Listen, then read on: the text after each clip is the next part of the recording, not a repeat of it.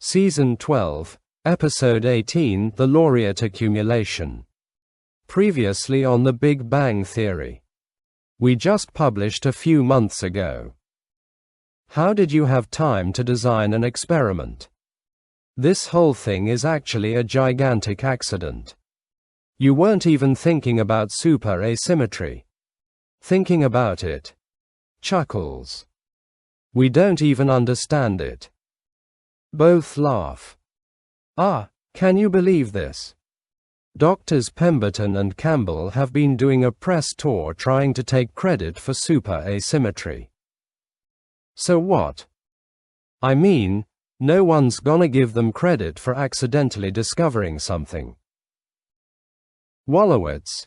Yeah, who remembers the guy who was trying to find India and discovered America instead? What was his name again? Chuckles. Now stop trying to steal our Nobel Prize. You come up with your own idea. Yeah, that's not gonna happen. Ellen, over TV, have a seat, thanks for being here. I feel the same way about you. This is nice. All my friends hanging out, watching Ellen. It's like, what am I gonna do with my other two wishes? It's not nice. She's having on the scientists who are trying to steal our Nobel Prize. Although I will enjoy watching her expose Pemberton and Campbell for the coattail riding frauds that they are. That is Ellen's brand, gotcha journalism. Yeah, you should have seen her take down John Krasinski last week. Got him to admit he loved his wife. It was brutal. Shushing. All right, our next guests are a couple of physicists, don't turn the channel. They've been doing some viral videos online about what it's like to be in the running for a Nobel Prize. Please welcome Doctors Greg Pemberton and Kevin Campbell. Cheering, applause. Why does she even want to have scientists on? Ah, silly question. Who else will give her audience causal explanations of natural phenomena?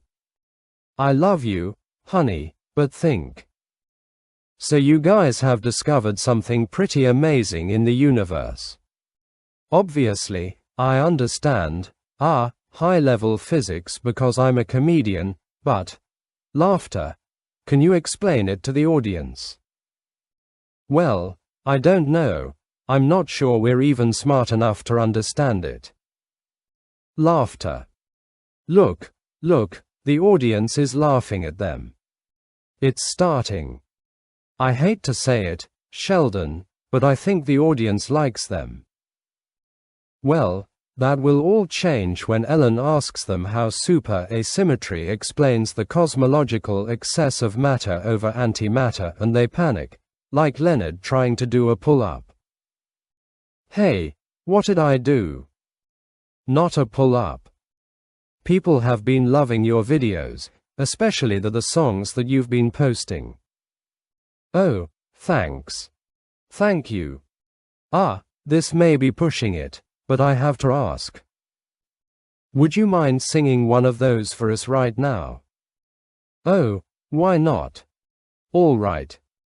Come on, Ellen, they're right there. Go for the jugular. Let's get physicist. I want to get physicist. Let's get into physicist. Let me hear your boson talk. Come on, Ellen. Let me hear your boson talk. Our whole universe was in a hot, dense state. Then nearly billion years ago expansion started. Wait. Dr. Pemberton. Dr. Campbell. Doctors Pemberton and Campbell. Morning, buddy. I am not your buddy. What's wrong? I'll tell you what's wrong. You went on TV and were charming. Thanks, man. That's what my mom said. Pemberton. Why don't you come in and have some parfait? Yeah, we ordered it from room service. It cost, like, Bucks. It's just yogurt in a glass. I don't want your yogurt. Then what do you want? I want you to hold a press conference where you admit that you blindly stumbled into super asymmetry and it was really our discovery. Oh. No, thanks. You know, just because we proved something by accident doesn't mean we didn't prove it. Pemberton. Yeah, I wasn't trying to prove that my wife was cheating on me when I came home early one Friday, but I'm still sleeping on his couch. I told you, you can do better than her. Thanks. It just hurts. And when you win that Nobel Prize, she's gonna realize that she was wrong. You are not a fraud. She is not wrong. Wow, I can't believe you're siding with Linda. Shame on you. Look at this. They posted another video. It's not even about science. They're on a celebrity bus tour. Those are fun. I went on one and saw Tom Hanks talking to his gardener. He's even nice when you plant the wrong color azaleas. Those guys are good at self-promoting, so what? No one ever won a Nobel for being nice. Yeah, but if they did, do you know who would win one? Are you gonna say Tom Hanks? He picked up a shovel and helped the guy replant. Siebert, Dr. Cooper, there you are. I just wanted to tell you not to worry about this Pemberton and Campbell publicity blitz. Are you worried? Not at all. Not even a little bit. Laughs.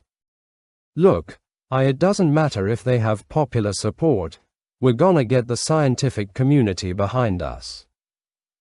He's right, the Nobel Prize is about the work, and as your fellow scientists, we support you and Amy. That's great, Scooby Gang. Now, the university is gonna host a reception for you and Dr. Fowler where we invite as many academic luminaries as we can, give them a chance to meet you, hear about your work. That's a great idea. Yeah. Who needs to be likable when you have Nobel laureates campaigning for you? Oh, yeah, wait a minute. Do you not think we're likable? That's what's great about you, you never stop asking the tough questions. Door closes. Hey. Kid's asleep. Nope. I've been trying to get him down for hours. Apparently, Hallie's afraid of the dark now and I can't turn on the night light, 'cause it makes Michael cry. Why doesn't he like the night light? Jot that down, we can ask him as soon as he learns to speak. We can also find out what's so damn funny about birds. Hallie fusses. I'll go talk to her. I don't know why she's suddenly so afraid of everything. Honey, remember, she's my child, too. Wolowitz, over monitor, hey, sweetie, I heard you were afraid of the dark. I know someone else who was afraid of the dark once. Your daddy, when he was in space. Wolowitz chuckles. And just like you, I was wearing a full diaper. Hey, good news. They're inviting several Nobel laureates to our reception. Oh, great. Like who? Makoto Kobayashi. What? Well, I may have been less than kind to him about his Nobel Prize win. Why? I was jealous, angry and new to Twitter. It was a dangerous combination. Okay, so scratch Kobayashi. George Smoot's on here. Hisses, groans. We have a history. Saul Perlmutter. Groans, oh. What about Kip Thorne? Stammers. That was a misunderstanding. I didn't know he was right behind me. So you've alienated everyone we need to help us. Well, Amy, if I had known that someday we'd need them, I would never have insulted them. Well, that doesn't make it better. Oh. Well, it's also not true. Door opens, closes. Hey. Hey. Oh, that's cute. Did Hallie draw that at preschool? I drew it. Well, good night. It's supposed to be an astronaut. And I'm supposed to be living on my own at this age, but here we are. Hallie was scared and Howard told her the sweetest story about when he was in space, and I thought I could turn it into a book for her and Michael. Oh, well, I mean, I am an artist. If you want, I could do the drawings. Really? That'd be amazing. Yeah, it'd be fun. And a nice change of pace from what I usually draw. What do you usually draw? Well, good night. Device chimes. Someone texting you. No. I just met my exercise goal for the day. By doing the dishes. Hey, you have your goals, I have mine. Hello. What are you two doing? Just finishing a workout. What's up? Do you have any cookie dough? I think so. Let me see. Yeah, we've got, chocolate chip and oatmeal raisin. Oatmeal raisin. I know at least 2 things wrong with that cookie. It's for the Nobel laureates. We need them on our side, but unfortunately, Sheldon. No. Unfortunately, Sheldon. That's all you got to say. Well, so you need these people's support and you're sending them baked goods. Yeah, they're pretty smart. Don't you think they're gonna realize it's just a bribe? No, you'd think, but sometimes brilliant people can be painfully oblivious to social cues. Thank you for pointing that out, Sheldon. Anytime. Sheldon Cooper. Sheldon Cooper. Scoffs. Pass. Sheldon Cooper. Or. Ugh. Oatmeal raisin. Ugh. Phone chimes. Oh, it's from Saul Perlmutter. Gasps. He sent me a picture. Ooh, let me see. Oh, he arranged the cookies to spell out, thank you. Sheldon, that word isn't, thank. Knock on door. Hi. I got you a surprise. What? Oh. Chuckles. What's the occasion? I heard you tell Hallie that story the other night, and I thought it was so sweet that Stuart and I turned it into a book. The Frightened Little Astronaut. That looks just like you. Look how tiny and scared you look. And the best part is, Stuart showed it to a publisher friend of his, and they're interested in it. That is so cool. Absolutely not. Why?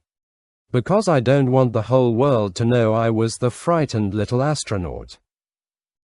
Maybe you should have called it the bitchy little astronaut. You want to tell me what's going on? Is my distress that obvious?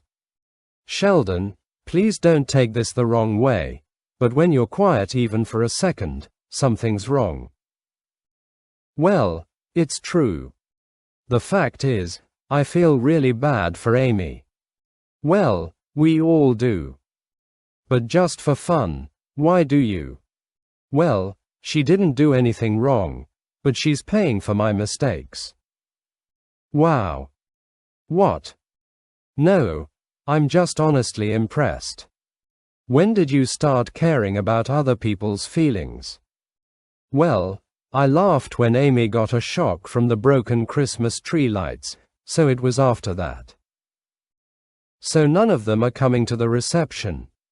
I don't think so. Okay, what did he say that was so insulting? Sighs. Well, he may have suggested there was an inelegance to the quadrupole normalization of Smoot's data. Damn.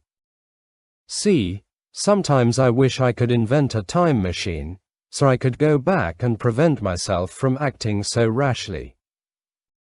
Or moving forward, you could think before you speak. I suppose so. But the time machine thing is probably more likely. My problem is that I don't always know when I've gone too far. Well, if you like, I could try to help you out. You know, and maybe let you know if you're crossing a line. Oh, you mean, like, with a code word? Sure. How's shut up? That's perfect. People say it to me all the time. No one will suspect. Hey, got a minute? Sure. What's up? Bernadette said you weren't crazy about the book. No. Chuckles. It's great. I just don't want anyone to ever see it or read it or know it exists. But this could be really good for me, you know. Finally get my artwork published. And come on, it's a cute story. Oh, easy for you to say. No one's gonna think you're a coward. Are you kidding? The other day in the comic book store, a balloon popped and I threw up. Can't you just take my name off it? No, the only reason the publisher's interested is 'cause a real astronaut wrote it. Well, look, what if we made a few changes? Sure. Yes. What do you have in mind? Well, nothing major. But see here on the cover, where it says, frightened little, what if, I don't know, it didn't say that? So, it would just be the astronaut. Yeah, you're right. That doesn't quite pop. What about the brave astronaut? See, that's got some zip to it. Okay. And here on this page, where I'm crying. What if, instead, I'm punching a meteor into the sun with my bare fists? So you have superpowers. I like the way you're thinking. Professor Thorne. Dr. Hofstadter. You know my wife, Penny. Sure. Hi. Penny. Hi. Laughs. We wanted to talk to you about Dr. Cooper. Now, before you say no. No. Well, then, after you say no. No. Okay. Look, Sheldon's a pain in the ass. But Dr. Fowler's really nice. So if you average him out, math, you got someone who's okay. Stammers. But more than the person, the Nobel is about the work. You should understand that more than anyone. Yes, because of your work on gravitational waves. You know my work. I do. But I'm really hogging this conversation. Leonard. Clears throat. Just give them a chance. Science has a history of difficult people. Look at, Newton, who was a jerk to Leibniz, and Leibniz, who was a jerk to everyone. Yeah, you know, and I don't need to tell you that gravitational waves are disturbances in the curvature of space-time. Or that hey, you worked on the movie Interstellar. So what do you think?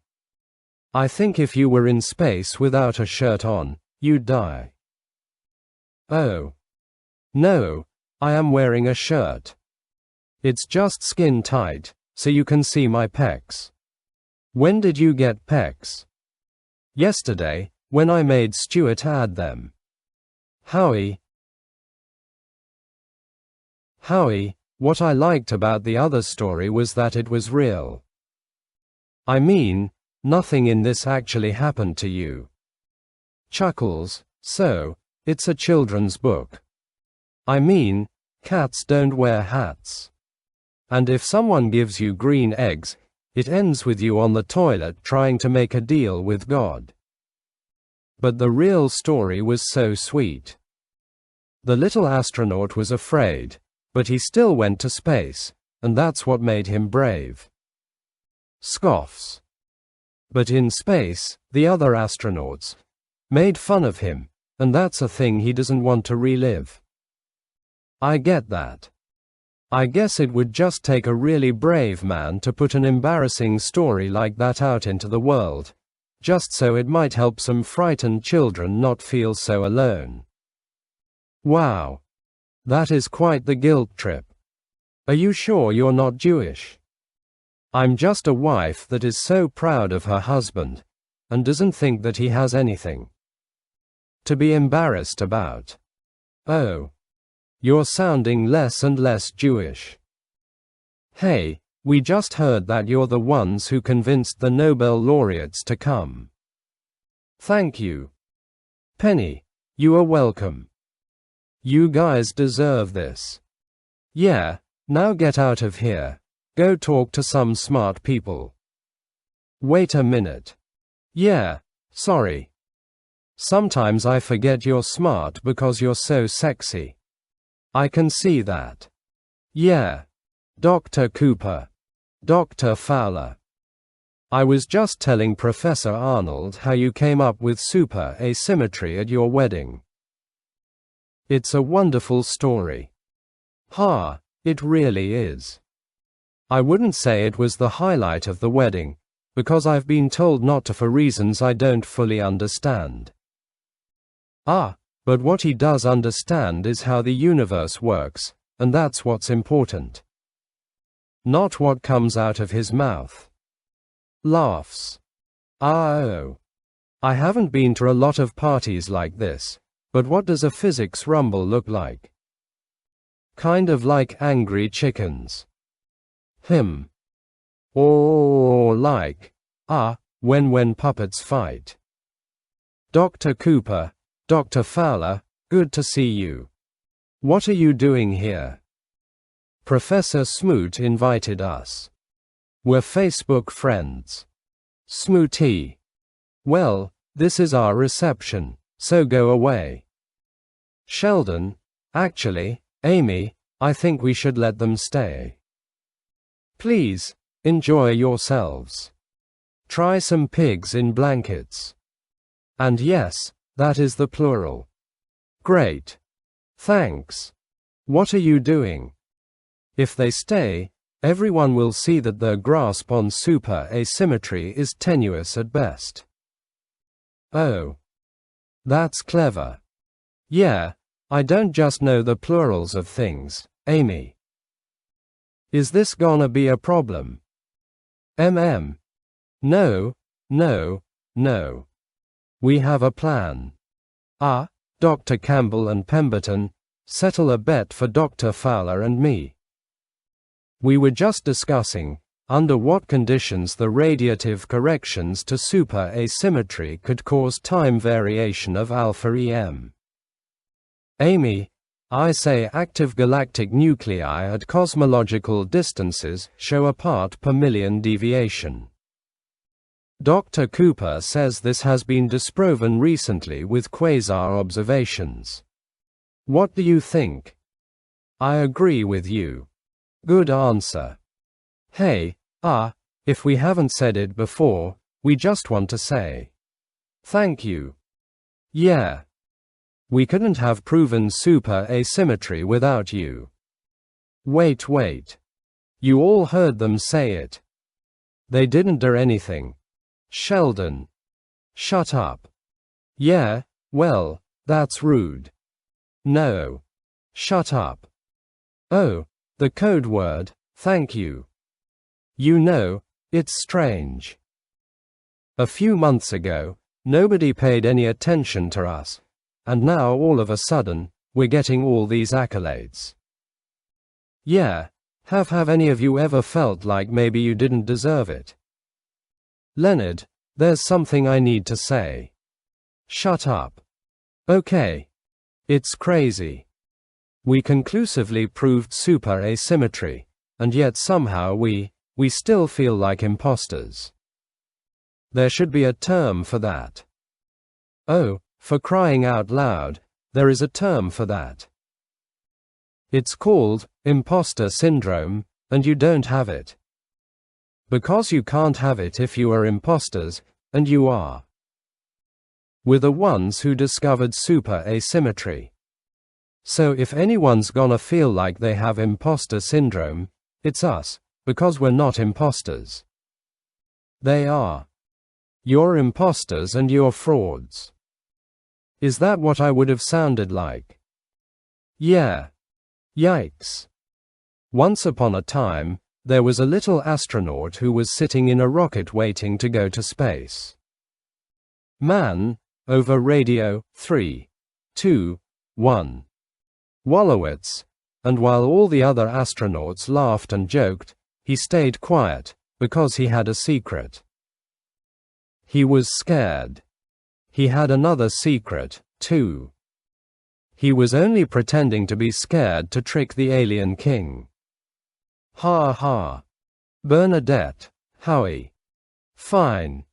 There was no alien. Chuckles. There was a bossy wife, though. We'll get to her later.